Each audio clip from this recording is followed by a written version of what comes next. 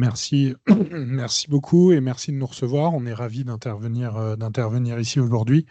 Alors, on n'avait pas le droit de parler ni de réglementation, ni de Secnum Cloud, parce que le créneau était déjà pris. Alors, l'histoire qui a été racontée juste avant, j'avais l'impression de revivre mes 5 dernières années.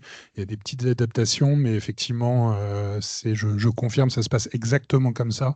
Et on a beaucoup de feedback équivalent. Du coup, on va vous parler d'OVH Cloud. Alors, les premières slides peuvent donner un peu l'impression qu'on vient faire une présentation commerciale. C'est pas le cas. L'idée, c'est plutôt de vous donner un aperçu de la dimension des sujets sur lesquels on travaille, pour ensuite vous expliquer quelles sont les problématiques sécurité qui sont associées, comment on peut les adresser.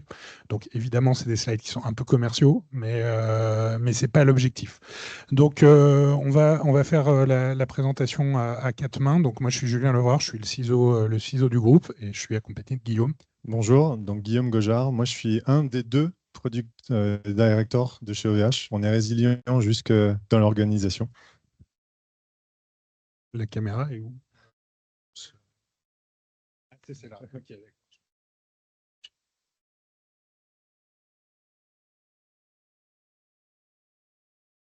Alors, rapidement, OVH, je pense que vous nous avez connus, vous nous connaissez. Sinon, on est un des principaux acteurs du cloud européen aujourd'hui.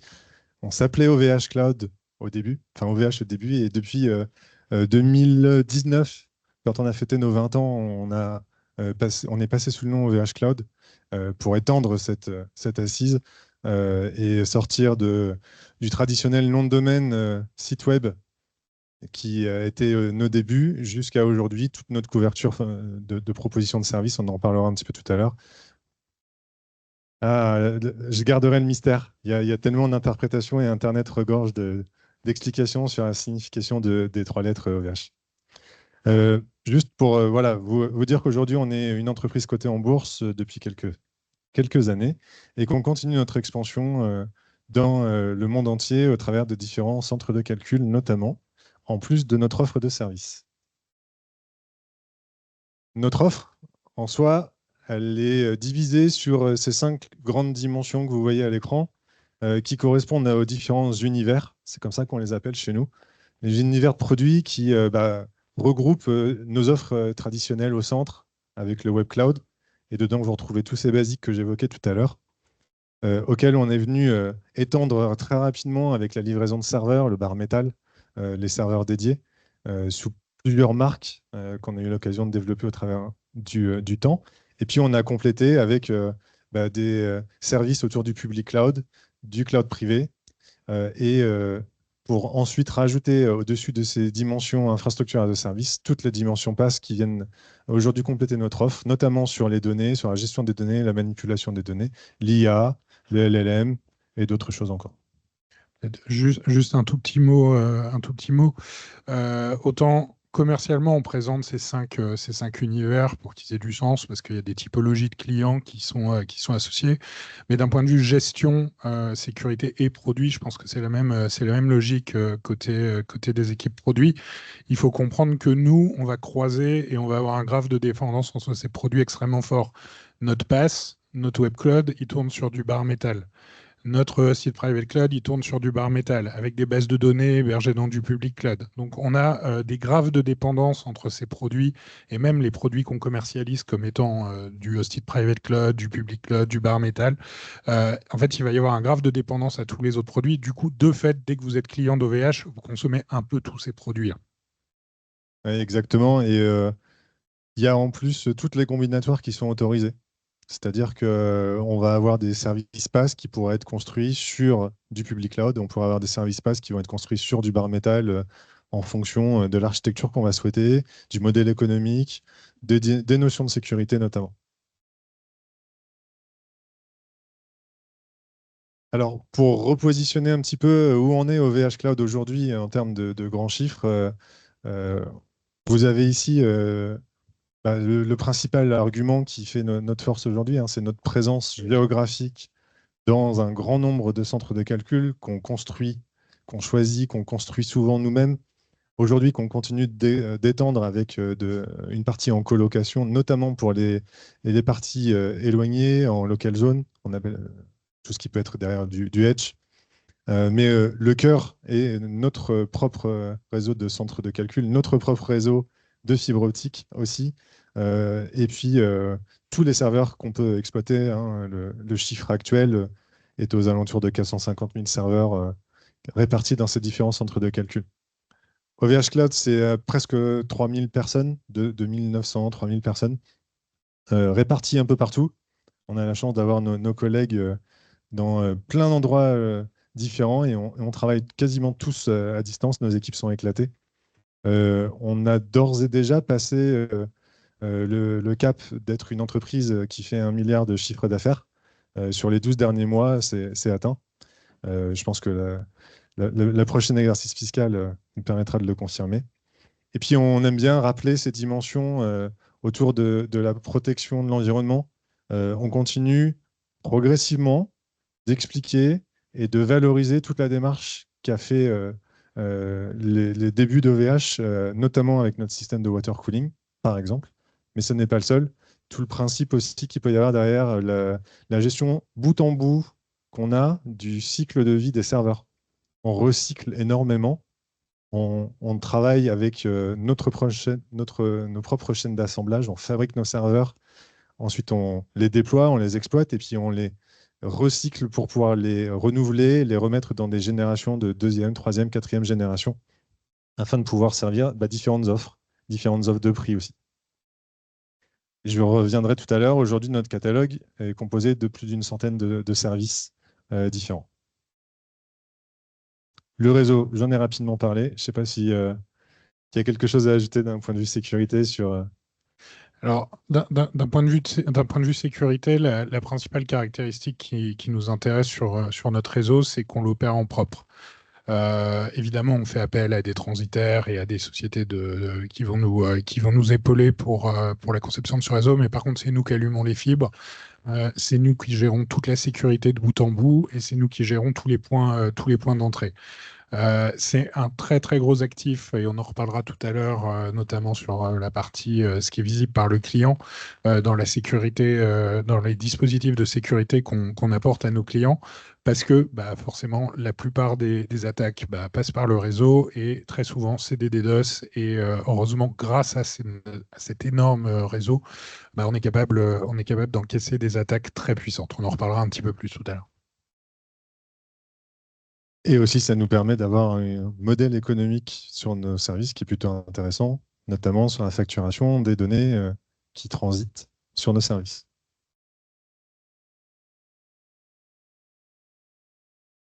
Sur les différents regroupements d'offres qu'on évoquait tout à l'heure, hein, ce qui est intéressant d'évoquer, c'est qu'en fait, on arrive à intéresser un grand nombre de segments clients différents.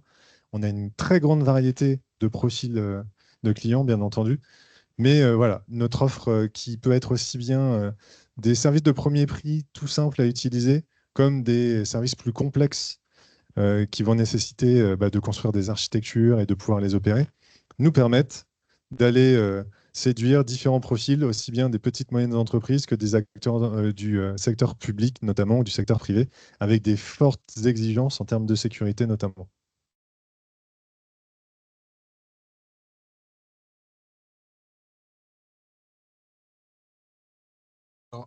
On a investi. Alors, à la base, c'était pas forcément une ambition stratégique il y a 20 ans. On a construit l'entreprise comme un acteur européen très ancré localement, avec l'objectif de vendre des services avec le meilleur ratio économique possible. Et il s'avère que le monde il a changé en 20 ans, aussi bien d'un point de vue géopolitique que sur les problématiques environnementaux.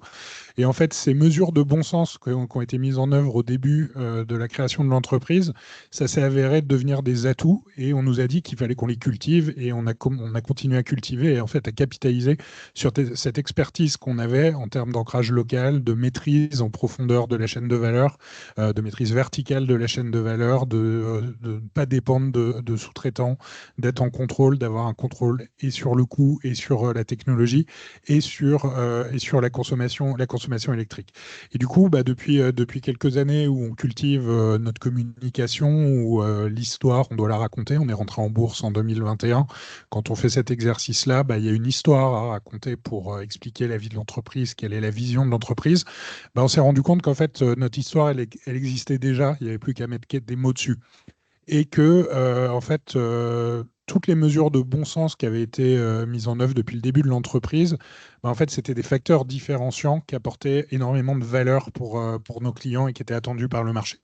Et du coup, là, on en cite quelques-uns. Alors, le cloud de confiance, à la base, c'est la maîtrise, l'intégration verticale de notre chaîne de valeur, pas avoir de dépendance, pas avoir de sous-traitants, être complètement autonome dans les décisions stratégiques qu'on va opérer. Au début, comme je disais, c'était vraiment des choix de bon sens. Et aujourd'hui, c'est devenu un atout. Parce qu'on rend compte à personne. Alors évidemment, on rend un peu de compte. On achète des processeurs comme tout le monde à des fournisseurs qui sont les mêmes que tout le monde. Mais par contre, on a plus de liberté, plus de souplesse, on a de la capacité à jouer avec notre supply chain de manière beaucoup plus agile que la plupart de nos concurrents. Ouais, je vais juste ajouter un petit point. Je crois que c'est Octave qu'on parlait très récemment sur les réseaux sociaux, le fondateur de l'entreprise, Octave Klaba. Il expliquait qu'aujourd'hui, les coûts de construction, par exemple, de data centers qui sont envisagés, par exemple, dans le contexte de tous les travaux qui arrivent sur l'intelligence artificielle, vont être pharaoniques et aussi en termes de coûts vont être très importants. Et il rapportait ça au coût qu'on a, nous, dépensé il y a 10, 15 ans, quand on a commencé à faire nos premiers centres de calcul. J'ai plus le ratio en tête, mais c'est au moins 5 ou 10. Entre ce qu'on a pu investir pour construire l'ensemble des centres que je vous évoquais tout à l'heure versus ce qu'il faudrait faire aujourd'hui pour pouvoir faire quelques-uns de ces centres-là. Et il y a le même ratio qui s'applique aussi sur toutes les ressources telles que les GPU, notamment, qui ont des valeurs un petit peu démesurées. Et la démarche de leur utilisation dans un fournisseur cloud, lui, il disait 10 à 15. Merci pour 10 à 15 fois le coût par rapport à ce que nous, on a fait, je pense, il y a 10 ans, quand on a étendu le nombre de centres de calcul. Et pareil pour les GPU. Ce que je voulais dire sur les GPU, c'est le fait de pouvoir les proposer en primeur pour quelqu'un qui veut faire de la puissance de calcul. Ça va être valable 3, 6 mois. Dès qu'une nouvelle génération va arriver, on ne va pas forcément jeter cette GPU. On va justement la réutiliser dans des clusters. On va la proposer différemment. On va l'exposer dans des services consommateurs de GPU, ce qui va nous permettre de la rentabiliser sur une plus grande durée et donc d'asseoir cette empreinte environnementale aussi par un autre effet. Ouais, là, on fait le focus sur la partie sécuritaire. Alors, du coup, c'est un sujet, c'est une carte qu'on a commencé à jouer il y a 7-8 ans. Avant, on voulait devenir un hyperscaler sur le même modèle que nos concurrents. Et il y a 7-8 ans, on a commencé à spécialiser sur ces sujets-là, notamment en commençant à investir sur les sujets type Secnum Cloud et sur la régionalisation des opérations de nos produits. Une force aujourd'hui c'est la protection contre les lois extraterritoriales. Alors, c'est souvent considéré comme du marketing de la peur. En fait, c'est du marketing de la raison. Nous, on respecte la loi dans les différents pays où on commercialise nos services. C'est-à-dire que quand un client achète un service à OVH Cloud, il doit connaître de manière certaine tout le contexte légal qui va s'appliquer à la vente de son service. Évidemment, si les autorités judiciaires en France demandent à accéder à un serveur, on n'est pas au-dessus des lois. On va on va vérifier la légalité de la demande, on va vérifier qu'elle est conforme, etc. Mais on va leur donner accès aux serveurs ou aux services sur lesquels ils font une demande. Par contre, si un juge américain fait la demande, et ils essayent tout le temps, les juges, le FBI, les services de renseignement, ils posent la question. En fait, on leur répond non, il y en a des mécanismes internationaux, il faut que vous passiez par des demandes de collaboration internationale. Et du coup, Nous, on répondra à votre question quand ça sera un juge français, un procureur français qui viendra nous poser la question. Parce que c'est la loi et parce qu'on sera obligé, parce que lui, il aura vérifié que le contexte juridique européen et français est respecté. Et du coup, ça marche très très bien. Ça marche très très bien et parce que la ligne elle est claire en termes de valeur. C'est on explique à nos clients, vous achetez un service dans un pays et on vous explique de manière explicite et claire le contexte légal dans lequel on va vous le vendre. Il n'y a pas de petite ligne, il n'y a pas de clause cachée, c'est clair. Je veux juste ajouter un petit point. Ce qui est évoqué, c'est que on commercialise aussi nos produits aux États-Unis, mais dans un contexte complètement différent. D'un point de vue produit, responsable produit, d'ailleurs, c'est une complexité supplémentaire. Il va falloir qu'on arrive à gérer une offre dans deux zones complètement différentes. On va avoir l'Europe et le reste du monde, mais notre présence aux États-Unis s'appuie sur une filiale complètement indépendante qui fonctionne avec des outils complètement isolés du reste de notre système d'information, qui propose son offre, sa propre offre commerciale, même si on a les mêmes produits sur la 80%, je pense, de notre offre et des accroches et des offres tarifaires équivalentes. On a une isolation qui nous permet d'avoir vraiment une distinction entre nos clients américains et nos clients reste du monde. Et on a exactement la même base de code, sauf qu'il y a des équipes locales qui vont le faire tourner et on va dire un support niveau élevé en France qui répond aux questions des équipes de run locales. C'est un peu compliqué à mettre en œuvre, mais ça marche bien. Alors, donc la localisation des données, c'est aussi une particularité des produits, la manière dont ils sont conçus. On n'a pas de produit avec une répartition floue de la localisation des données. Alors, non seulement on sait où sont les données, mais en plus, on s'engage vis-à-vis de nos clients à communiquer où sont physiquement hébergées les données. Quand bien même elles seraient réparties, répliquées sur plusieurs sites, on donne l'information et on est transparent. L'information au niveau quasiment de l'adresse du data center.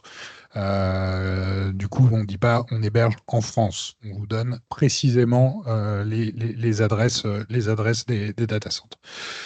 Et sur la sécurité, on va rentrer dans le détail juste. Ah oui, non, c'est ici. Pardon. Hop, j'ai fait n'importe quoi.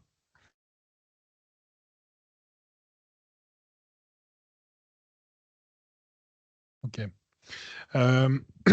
Donc, au niveau des certifications, donc, on a différents objectifs.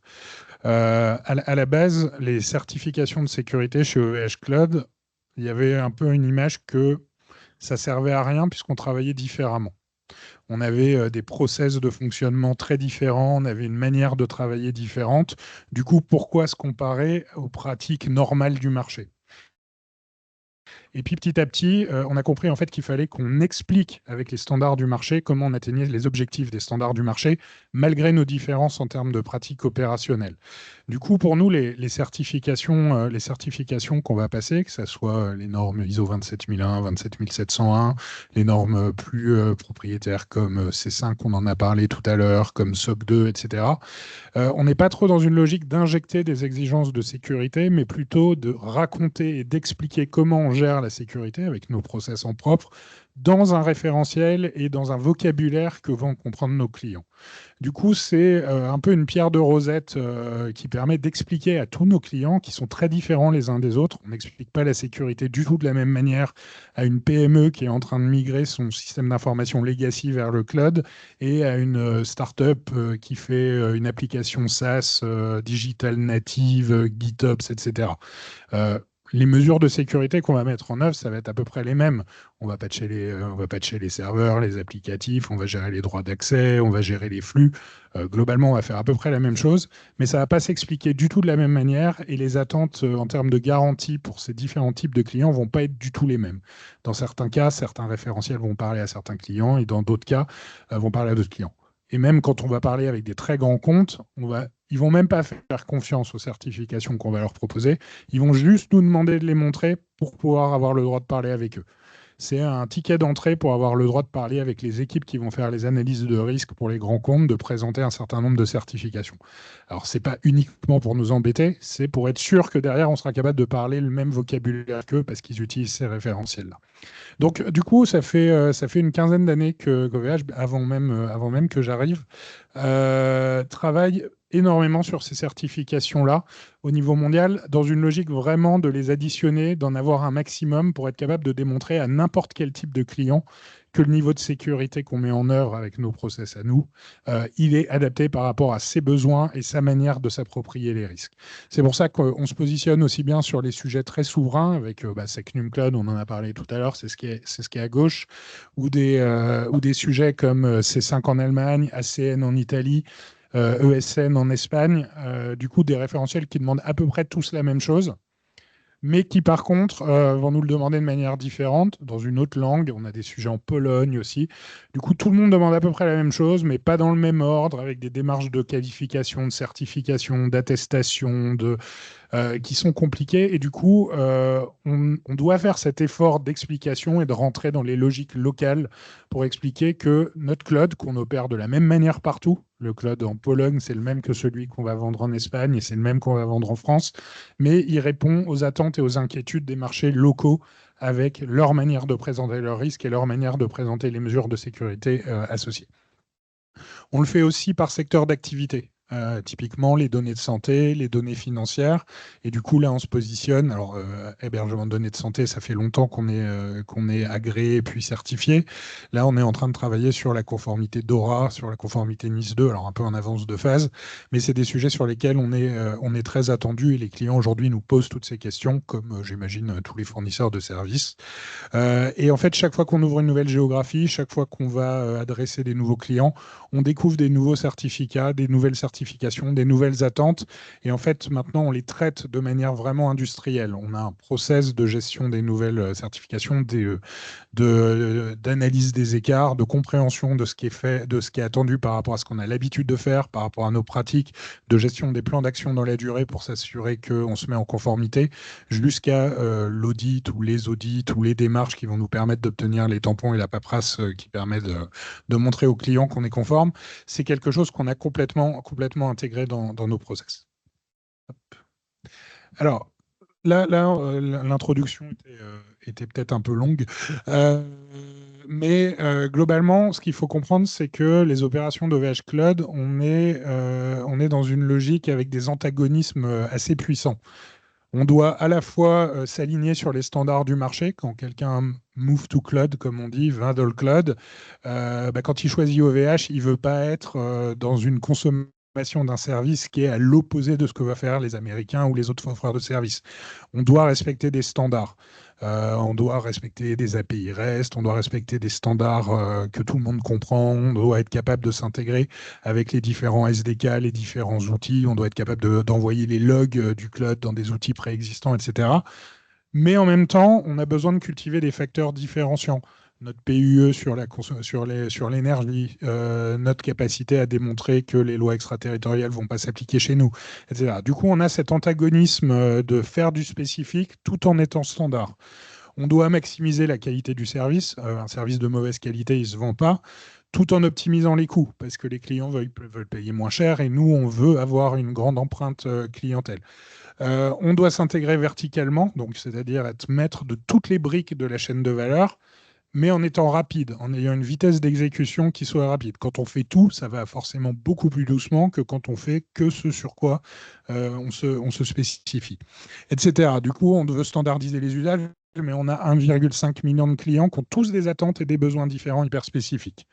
Et on veut innover, mais on a aussi un legacy, on a aussi des clients qui ont des serveurs qui tournent depuis 5, 10 ans, qu'il faut continuer à gérer.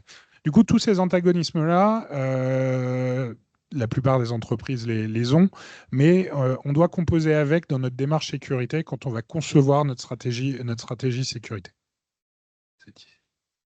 Alors, justement, notre modèle de menace, et ça c'est vraiment important pour comprendre comment on structure notre approche.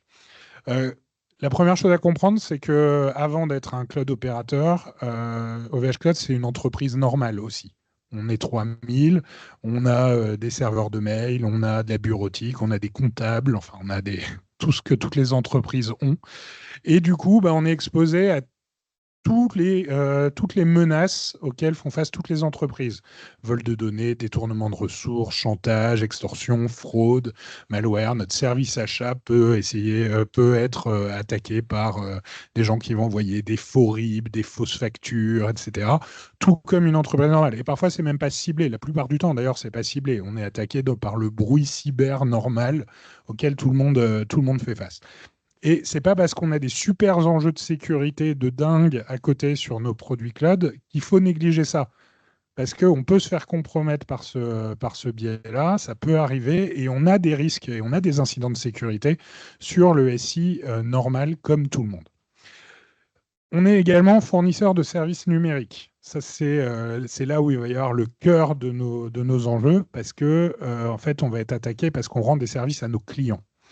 On en a parlé tout à l'heure de supply chain attack. Du coup, nous, on est la cible en tant que supply chain. Donc, quand quelqu'un veut vous attaquer, il va nous attaquer nous parce qu'on opère le service pour vous. Et du coup, on va avoir des attaques de personnes pas très recommandables qui vont attaquer nos infrastructures, notre SI, pas forcément pour nous faire du mal à nous en particulier, mais pour soit cibler un client en particulier, pour essayer d'atteindre les infrastructures ou les services qu'on vend à un client en particulier, soit pour leverager des accès pour pouvoir les revendre à des gens qui cibleraient certains de nos clients. Donc ça, évidemment, c'est un très très gros risque, un risque très fort. C'est le principal risque qu'on doit couvrir, étant donné que les clients viennent chez nous pour justement plus avoir à gérer ça, alors notamment, pas que, mais aussi pour ça.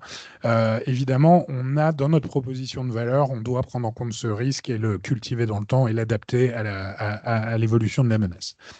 Un gros sujet, c'est la compromission de compte. Nos clients, pour consommer nos services, ils utilisent un compte sur notre interface. Il y a une recrudescence énorme des compromissions de compte qui ne sont pas de notre fait, qui sont du fait que les gens enregistrent leur mot de passe sur le site OVH Cloud dans leur navigateur, se font compromettre leur navigateur, et ensuite il y a des gens qui établissent des listes de bases de données de comptes qui fonctionnent chez OVH Cloud, les revendent à la découpe, et derrière on a des gens qui se connectent et qui consomment à votre place, dans le meilleur des cas. Et quand ils trouvent un compte qui peut être intéressant, ils peuvent les faire chanter, chiffrer les données, les détruire, etc. Du coup, nous, on essaye d'accompagner nos clients pour qu'ils sécurisent leurs comptes, pour qu'ils sécurisent leurs accès, mais on ne peut pas tout faire à leur place. Du coup, soyez très vigilants si vous avez des comptes chez OVH. OVH, je vous invite à activer la 2FA tout de suite, faites-le maintenant. C'est extrêmement important.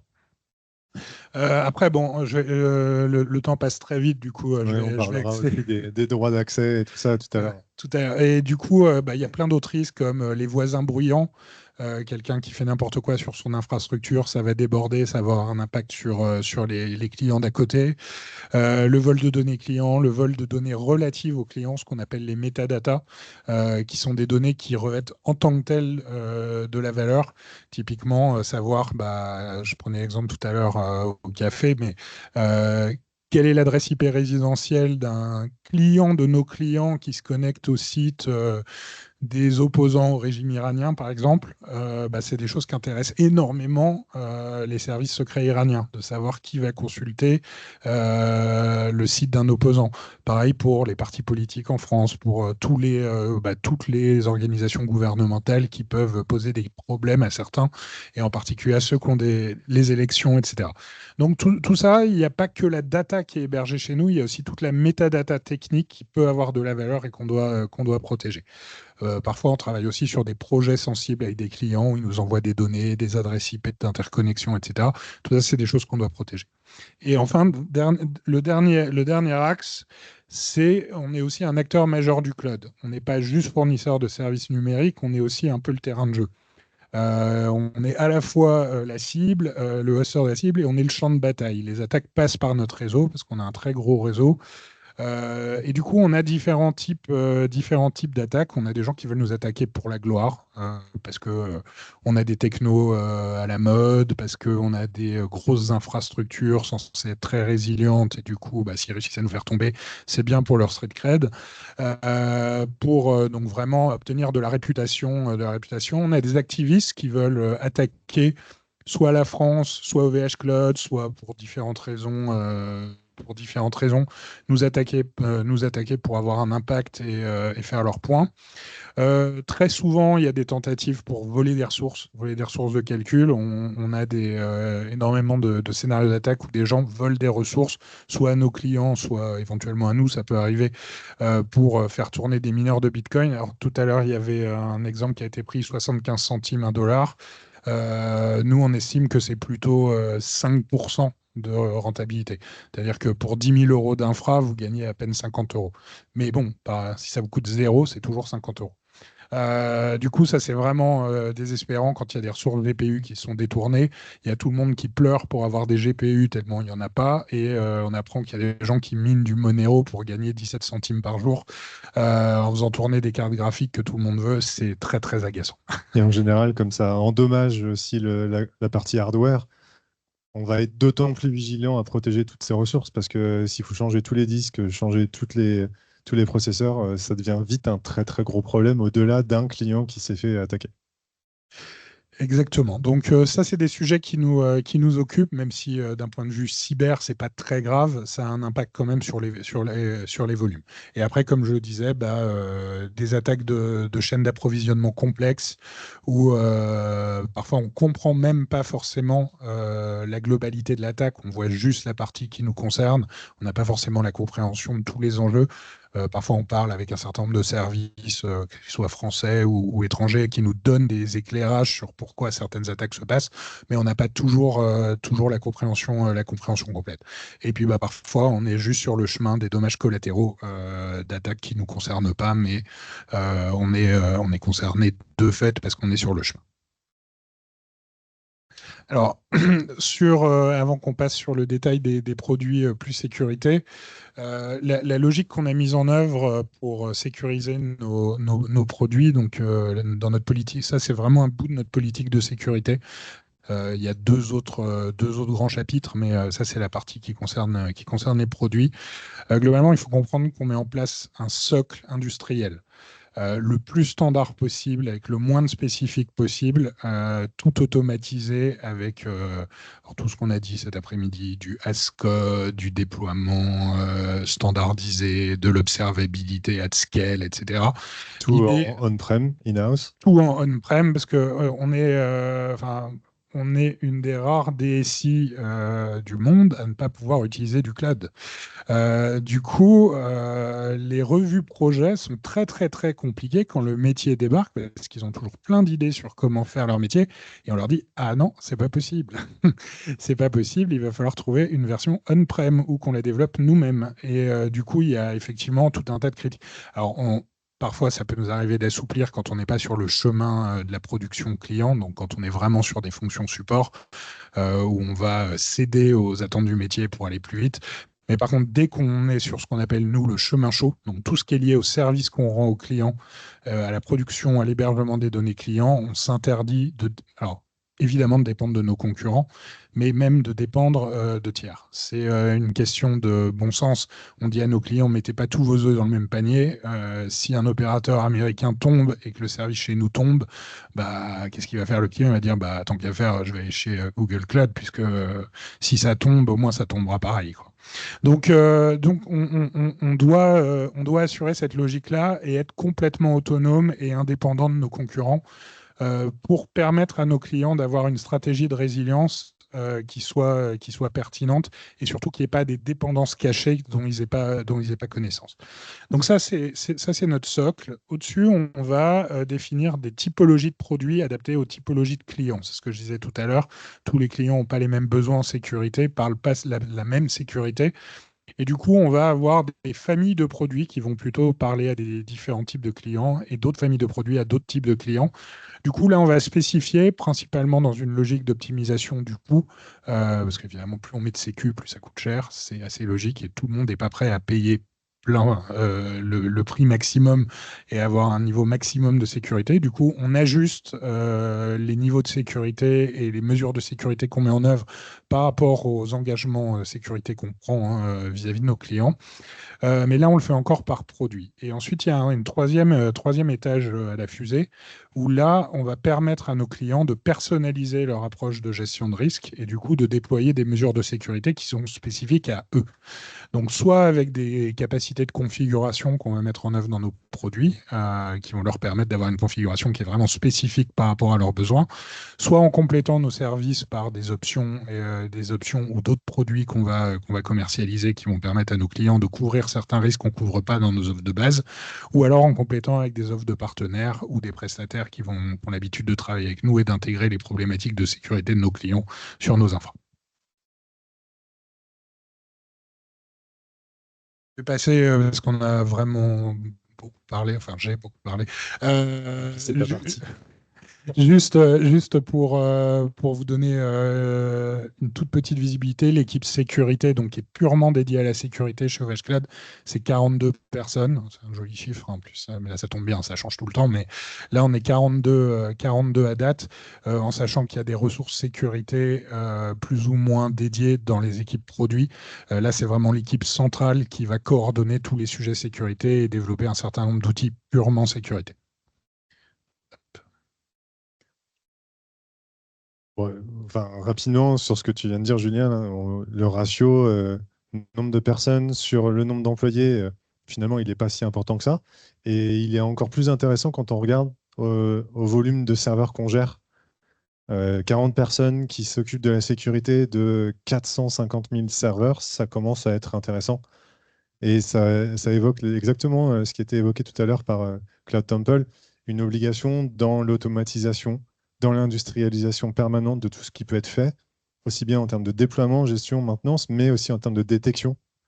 Détection quand il se passe un comportement anormal, quand il va falloir aller envisager d'interrompre un service, de gérer les cas d'abus ou les usages détournés pour nous permettre d'isoler la ressource et limiter les impacts sur le reste de notre parc. Ah bah oui, le S-Code, évidemment, c'est séduisant d'un point de vue théorique, mais en fait, on n'a pas le choix.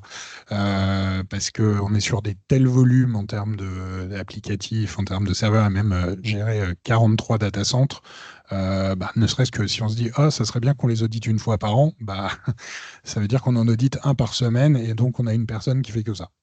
C'est assez facile. Ah, puis tu parlais du attaque DDoS.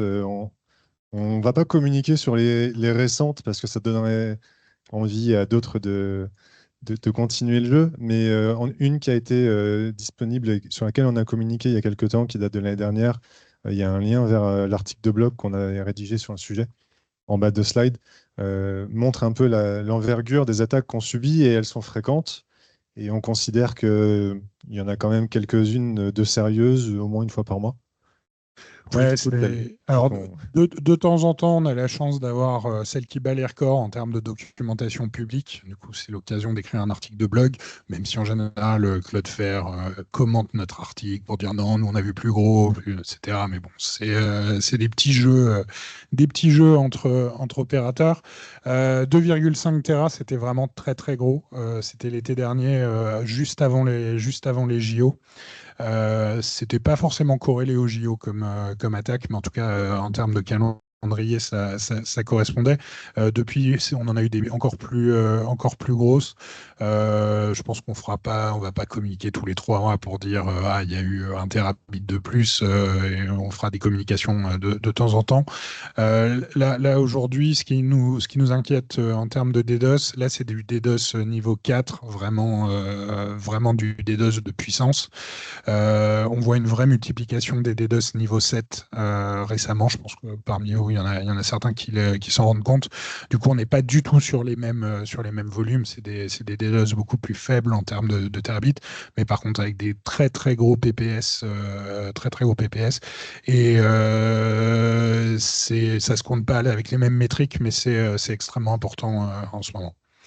En termes de notre clé, autre chiffre clé sympa, on gère 16 téraoctets de log par jour. Ouais, 16 téraoctets de log par jour, ça fait 191 mégaoctets secondes de log pour présenter. Donc dans notre CM. Et sinon sur les CVE, alors quand on dit CVE, c'est plutôt la gestion des CVE. Globalement, 80% des CVE, on les passe dans nos process standards de mise à jour, on va dire sans perte, sans cri et sans fracas, quoi. Il y en a 15% qui sont un petit peu problématiques, avec des questions à se poser sur est-ce qu'on désactive certaines fonctionnalités, est-ce qu'on sous-expose le service.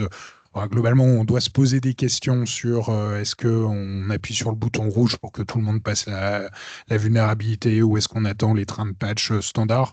Mais on va dire, il y en a une par mois comme ça où on se pose la question.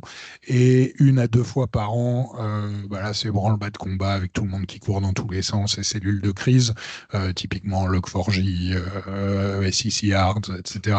Mais ça vous donne une répartition du niveau de stress sur le sujet des vulnérabilités. Globalement, ouais, 2 crises par an, et puis une petite réunion un peu tendue par mois, quoi. Et puis le reste, ça se passe bien. Alors, les minutes qui restent, ce qu'on voulait évoquer, c'est, ça doit être illisible, j'imagine. Je suis désolé. Ici, vous avez une illustration de notre catalogue en termes de services, aussi bien IaaS que PaaS, qui montre un petit peu les différentes dimensions qu'on couvre aujourd'hui. Bien sûr, tout ce qui commence au niveau bare métal, stockage, réseau, pour les fondamentaux, et qu'on est venu enrichir au fur et à mesure sur tout ce qui va venir nous permettre de manipuler la donnée, la stocker, les bases de données managées, par exemple, la data platform qui récemment est passée en general availability, je crois, cette semaine, qui était en labs. Donc, vous voyez aussi, on complète avec des offres qui sont plus orientées en plateforme pour aider et accompagner tous les profils en entreprise. Forcément, il y a aussi ces dimensions en termes d'IA. Avec tous les LLM, on parle aussi de mettre à disposition de plus en plus de modèles. On a une interface qui est sur notre Labs aujourd'hui, qui s'appelle AI Endpoint, qui met à disposition gratuitement pour tester un grand nombre de modèles. Je crois qu'on en a, je ne les ai pas recomptés, mais au moins une trentaine. On essaie de l'alimenter très régulièrement, et vous avez la possibilité, même sans avoir à développer quoi que ce soit, de pouvoir interagir avec ces différents modèles. Et si vous voulez, pouvoir aussi rentrer dans la phase de lab pour pouvoir tester en API ces points-là. Tous ces IaaS, tous ces PaaS, et ce qu'on utilise d'injecter dans l'architecture pour construire les offres, notamment beaucoup de solutions open source. Comme le disait Julien, on va avoir dès le départ des fondamentaux de sécurité. Je veux décider un nouveau produit. Aujourd'hui, les équipes qui vont travailler avec moi sur le sujet vont avoir dans plus de la proposition de valeur et des offres de positionnement marketing comme toutes les entreprises pourraient faire, à respecter la dimension juridique, la dimension sécuritaire. Et donc, est-ce que la brique que je veux utiliser, elle est dans un contexte qui va nous permettre de conserver cette souveraineté qui est importante pour nous? Est-ce que la brique que je vais utiliser, elle ne nous expose pas à un risque d'un point de vue sécurité? Même si on la prend en prémisse chez nous, on va devoir la maintenir, ou on va devoir prendre les évolutions qui pourraient arriver sur cette brique-là. Et donc, devoir industrialiser les montées de version et mesurer l'exposition au risque sont des éléments qu'on met dès le départ dans la conception produit pour pouvoir garantir ça le plus tôt possible et le plus longtemps possible pour les offres qu'on propose. Je vais faire une sélection de quelques produits qui illustrent la dimension sécurité dans notre offre. Depuis quelques temps, on a sorti tout un système qui permet de venir gérer les droits utilisateurs. Donc, ça y est, OVH Cloud a un IAM opérationnel, efficace, qui permet de mettre en place, au-delà de, si vous êtes client depuis un certain temps, les identifiants clients que vous pouviez avoir, les NIC, qui sont les fameux login mot de passe qu'on utilisait au préalable, nous permet enfin d'arriver sur une offre standard qui permet de gérer les droits utilisateurs, donc des utilisateurs, leurs droits, le tout avec un mécanisme de gestion des policies. Ça s'implémente au fur et à mesure. On a commencé par tous les services critiques. On l'implémente au fur et à mesure sur tout le reste de l'offre. Et là, forcément, ça prend un petit peu plus de temps. Mais on a commencé par tout ce qui était fondamentaux, le bar metal, le public cloud notamment. Et tout ça, c'est déjà disponible. L'avantage de l'IAM et de la gestion de tous les droits d'accès va nous permettre aussi, en plus d'amener de la sécurité, de travailler sur l'auditabilité, la traçabilité, qui sont des importants pour nous et pour nos clients, bien entendu. Ouais, peut-être juste un petit point là-dessus.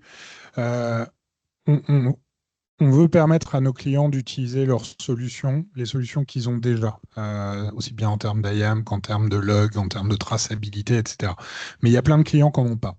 Et du coup, on veut mettre à disposition ce set de fonctionnalités pour que tout le monde puisse disposer de ces fonctionnalités de sécurité et les rendre compatibles avec la capacité de les brancher sur les grandes solutions du marché et les solutions standards. Du coup, on essaye de faire un peu cette quadrature du cercle qui est de fournir une solution à tous nos clients pour que tout le monde profite de ces briques sécurité qui sont des standards et qui sont attendus par nos clients et qui sont nécessaires pour bien faire de la bonne sécurité, sans les verrouiller dans notre écosystème pour qu'ils puissent ensuite grandir et aller implémenter des cas d'usage que de toute façon on n'arrivera pas à implémenter parce on est 2900, on n'est pas 30 000.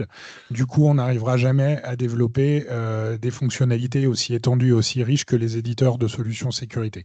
Du coup, il faut qu'on sache aussi rester là où est notre place, mais tout en permettant d'avoir un niveau de sécurité d'entrée pour que nos clients ne soient pas lâchés dans la nature avec un serveur qui n'a pas les fonctionnalités qui sont nécessaires. Du coup, c'est un équilibre qui est difficile à trouver. Les équipes enablers chez nous travaille sur cet atterrissage des clients dans cet environnement et ce contexte d'exécution. Ouais, c'est les équipes produits qui s'occupent notamment des produits comme l'IAM, mais aussi des produits comme les offres log qu'on peut avoir. Euh, Là, on ne réinvente pas la roue, hein. Ce qu'on cherche à faire, c'est justement, comme l'a dit Julien, reposer des basiques que vous avez déjà rencontrés chez les autres fournisseurs de cloud pour permettre aussi bien d'arriver que de sortir. Les logs, j'en parlais, c'est les mêmes équipes parce que c'est les mêmes fondamentaux produits. C'est des solutions, des services qui doivent être disponibles dans tout le reste de l'offre. Et au niveau des logs, on a travaillé notre capacité à pouvoir aussi bien venir exposer toutes les informations qui sortent des services. Est-ce que mon service consomme du CPU, de la mémoire, où en est le disque, est-ce qu'il y a des incidents de fonctionnement, que les usages. Est-ce que mon service a été sollicité? Combien de requêtes il a pu encaisser? Quelles sont les différentes données qui ont transité? On a amené, du coup, en plus donc, de tout ce principe que je pourrais imaginer comme illustrer comme étant un service fonctionne, on collecte la data pour pouvoir l'opérer dans les meilleures conditions et on le duplique, on le débraye pour dupliquer cette information et la mettre à disposition des clients. Et c'est ça qu'il a fallu mettre en place. Et en plus de la mettre à dispo, il faut envisager les outils qui permettent de les visualiser, de les traiter, de les conserver ou pas. Parce que bien sûr, plus vous en conservez, plus ça représente de l'espace et il faut avoir un espace conséquent si vous avez ces obligations de conserver plusieurs années suivant votre secteur d'activité. Donc on a des chaînes de valeur qui sont en place, encore une fois avec des outils open source qui peuvent aller jusqu'à de la constitution de dashboards pour vos propres reporting. Et on a voulu voilà, illustrer un autre service qui, lui, est plus récent. On parlait de HSM tout à l'heure. Effectivement, Thales propose une brique hardware dans laquelle vous pouvez stocker vos clés, qui vous permet d'aller encrypter tout le reste derrière. Quand on est dans un service, la première brique qui est d'abord intéressante, c'est bah, vous avez vos clés, vous voulez les déposer quelque part pour qu'on puisse les gérer et ensuite les utiliser dans vos propres services que vous avez souscrits chez nous. C'est pour ça qu'on a travaillé d'abord un KMS. Et aujourd'hui, cette solution va nous permettre de faire l'illustration que je viens d'évoquer. On a aussi collaboré avec d'autres acteurs parce qu'il nous faut aussi sécuriser notre propre KMS pour vous. Donc, il nous faut des clés à nous pour venir sécuriser le coffre-fort dans lequel vous avez placé vos clés. Ce n'est pas simple. C'est des belles discussions produits. Euh, on a aussi choisi de partir sur un standard, encore une fois, CAMIP, pour pouvoir, encore une fois, garantir aussi bien le service qu'on va rendre que votre capacité à pouvoir interopérer si vous souhaitez transiter d'un autre cloud provider pour venir chez nous, par exemple. Si je peux ajouter un petit truc, parce que cette histoire de KMS développée en interne, elle est assez sympa. À la base, on n'avait pas du tout pour ambition de développer un KMS. On avait prévu de travailler avec Thales, HashiCorp, enfin les différents éditeurs qui travaillent sur ces sujets-là et faire comme on le fait sur pas mal de produits, intégrer des solutions d'éditeurs dans notre automatisation. Et en fait, il s'est avéré que on n'arrivait pas à faire marcher ça dans notre contexte. Soit on avait des problèmes de licence, soit on avait des problèmes de scalabilité, d'agilité, de déploiement. Et en fait, on passait beaucoup plus de temps à essayer de faire marcher une brique externe dans notre contexte que le temps qu'on estimait nécessaire pour développer la brique qui faisait exactement ce dont on avait besoin et qu'on pourrait leverager. Alors du coup, la décision a été prise de développer un KMS OVH Cloud complètement à 100% par nos équipes. Et du coup, on a fait ce choix-là. Le premier cas d'usage, il est d'avoir de la crypto à la clé vraiment pas cher. Donc d'être vraiment imbattable sur le prix à la clé, ce qui va permettre de faire de la crypto à très très grand volume pour notamment du chiffrement de bases de données, champ par champ, etc. Où aujourd'hui les modèles de prix sont un peu obscurs chez nos concurrents. Du coup, là, on va vraiment être capable de faire tomber les coûts et derrière, on ira se positionner sur des cas d'usage beaucoup plus exigeants avec des HSM en back-end, etc. Mais du coup, c'est une assez jolie aventure qui a été lancée il y a 3 ans, qui était un peu imprévisible et où on a surfé nos contraintes et nos problèmes opérationnels en se disant, bah, en fait, si on a un problème, c'est que tout le monde l'a et du coup, il faut qu'on le résolve.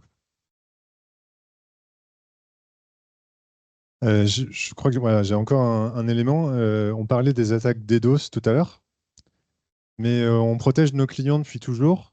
On renforce les mécanismes qui nous permettent d'opérer ça de manière la plus transparente possible. Et c'était tellement transparent que ça devenait problématique à démontrer. Parce que comment nos clients peuvent percevoir les protections qu'on a pu mettre en place et tous les soucis qu'on a pu leur éviter. C'est une des raisons qui a fait émerger ce petit dashboard que vous pouvez voir ici, qui permet pour tous les services, et notamment par l'intermédiaire des IP des services que vous avez chez nous, de pouvoir visualiser les attaques que vous avez subies sur ces IP-là, notamment quand vous avez des services dédiés. Et ça nous permet aussi de démontrer un peu l'ampleur des attaques qui vous concernent et qu'on a pu mitiger pour votre compte. On a ce dashboard de sécurité qui est présent sur les serveurs dédiés notamment et d'autres serveurs privés ou public cloud. Et il y a aussi une extension qui a été envisagée. On parlait tout à l'heure de remonter un peu plus haut dans le modèle OSI. Et notamment, on a une offre sur notre partie bar métal qui permet de faire fonctionner des jeux vidéo. Les jeux vidéo, il y a plein de moteurs de jeux vidéo différents. Ils sont tous très sympas et ils évoluent avec une communauté qui est assez dynamique. Et c'est la petite tagline qu'on a pu positionner ici. Les gamers sont aussi des mauvais joueurs, surtout sur la partie sécurité. C'est-à-dire que bah, l'objectif, c'est que le jeu vidéo il marche, il soit sympa et qu'il plaise au plus grand nombre.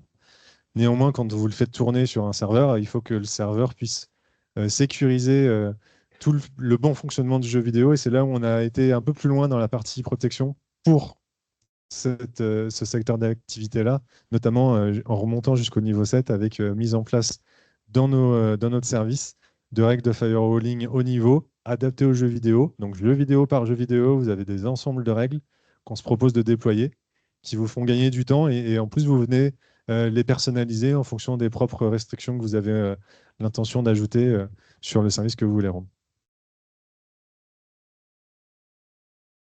C'était un des exemples. Voilà. Là, on va illustrer un petit peu la suite de Alors, ce qu'on envisage. Alors, d'un point de vue sécu, alors c'est plus, c'est pas la suite, c'est les sujets sur lesquels on est activement en train de travailler. Donc un peu en plus de tout ce qu'on fait, de tout ce qu'on fait historiquement, les sujets un peu d'actu. On travaille sur l'enrichissement des catalogues de produits Secnum Cloud. On va annoncer très bientôt la nouvelle qualification de notre nouveau produit Bar Metal Pod. Je ne sais pas si vous en avez entendu parler, mais ça arrive dans normalement les semaines à venir. Donc on est assez excité là-dessus. Et derrière, ça va être un building block de base pour construire l'équivalent de tout notre catalogue dans un contexte parfaitement souverain et isolé dans des data centers spécifiques. Du coup, ça, on croit beaucoup à ce produit par rapport aux attentes qui sont formulées par le marché. On travaille beaucoup sur les sujets de compliance as code, aussi bien sur la partie gestion des preuves, remontée des preuves, remontée des dispositifs de conformité sur les différents briques techniques, que sur la partie GRC. Donc là, on est en train d'industrialiser et d'automatiser tous nos process progressivement. On est toujours dans une logique de réduire notre dépendance pour augmenter notre autonomie stratégique. Typiquement, on est en train de tuer tous les Active Directory qu'on utilisait en interne. Il nous en reste quelques-uns qui résistent un peu, mais on a tué quasiment tous les chemins critiques. Et on remplace ça par des briques de gestion qui sont complètement développées en interne, in-house, par nos équipes de développement. Donc typiquement, c'est la ligne en dessous, on enrichit nos briques d'IAM interne. On a développé toute notre stack interne d'IAM qui permet de gérer et l'identity, et les droits d'accès, et les rôles, et l'audit, et la gestion des bastions, etc. Du coup, on a un énorme socle de gestion IAM qui est intégralement développé en interne. On ne repose sur aucune brique technique externe. Alors, c'est prévu, mais pas planifié.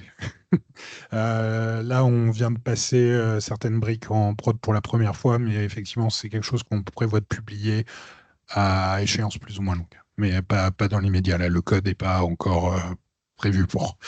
On travaille aussi sur la conformité NIS 2, REC, etc., un peu comme tout le monde, mais une petite spécificité pour OVH, on est à la fois entité essentielle, entité importante, fournisseur de services numériques, sous-traitant, registre de nom de domaine et registrar de nom de domaine. Du coup, on coche quasiment toutes les cases de la réglementation. On a l'impression qu'ils l'ont écrite pour nous quand on l'a lu. Et puis les registrars, on en a plus de 90, presque 100. Ils ont chacun leur propre réglementation qui se rajoute en plus. C'est ça, ouais. Du coup, tous les TLD de pays, on a des pays qui ont transposé, des pays qui n'ont pas transposé. Du coup, on passe beaucoup de temps à lire des textes de loi et des contrats en ce moment. Sur la partie nom de domaine, mais par contre, on est aussi en train de regarder tous les aspects sécurité. Et on travaille, comme depuis plusieurs années, sur la régionalisation. On a pris un exemple tout à l'heure avec les États-Unis. On a des questions similaires qui se posent avec le Canada, avec les UK, avec l'Inde. Et du coup, petit à petit, on va bastionner notre système d'information pour le rendre de plus en plus des briques autonomes qui opèrent le même code, mais qui sont autonomes les unes des autres. Évidemment, ça ne se fait pas en un jour, ça se fait sur plusieurs années. Et en fait, là, aujourd'hui, on drive les priorités par les risques, en partant des risques les plus forts, les États-Unis, le UK, etc. Mais petit à petit, on va rentrer dans une logique où ça va devenir le standard d'avoir des bulles autonomes qui font tourner le même code. Alors, de mon côté, je voulais illustrer aussi la partie sécurité, mais sous l'angle produit. Et j'ai pris trois exemples. Là, c'est plus pour cocher les mots-clés qui vont bien. Le premier, c'est forcément l'enjeu qu'on va avoir d'un point de vue produit autour de toutes les offres qu'on propose aujourd'hui, qu'on va proposer demain sur tout ce qui est intelligence artificielle, LLM et tous les agents qui pourraient venir, que nos clients vont venir créer sur nos infrastructures ou que nous, on pourrait commencer à proposer.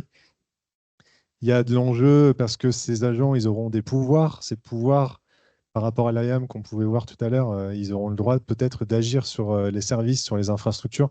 Ce qui est certain, c'est qu'on ne va pas en proposer du jour au lendemain parce que, comme on l'expliquait, les enjeux sont très importants. Si on ne maîtrise pas ce qu'ils sont en capacité de faire et qu'il s'avère être très néfaste, on pourrait mettre du temps avant de réagir.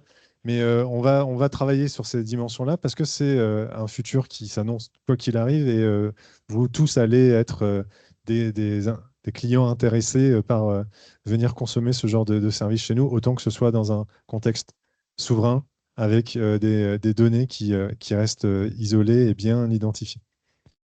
Un deuxième enjeu, alors celui sur le quantique, je vais verser ma petite larme. J'étais assis sur les bancs de cette école il y a 20 ans en tant qu'étudiant. Et je crois qu'un de mes premiers exposés, c'était l'ordinateur quantique. Donc ça me fait tout drôle d'en parler aujourd'hui. On en a un chez OVH Cloud. J'ai été le voir, il est sympa. Ah, tu l'as pas vu.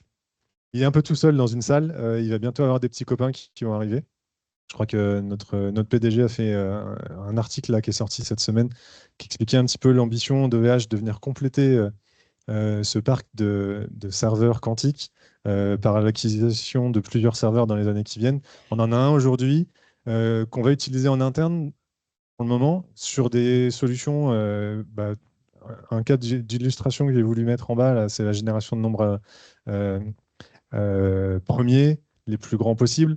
Ça va nous permettre, par exemple, dans la certification, dans la sécurisation des noms de domaine, vous avez les certificats SSL.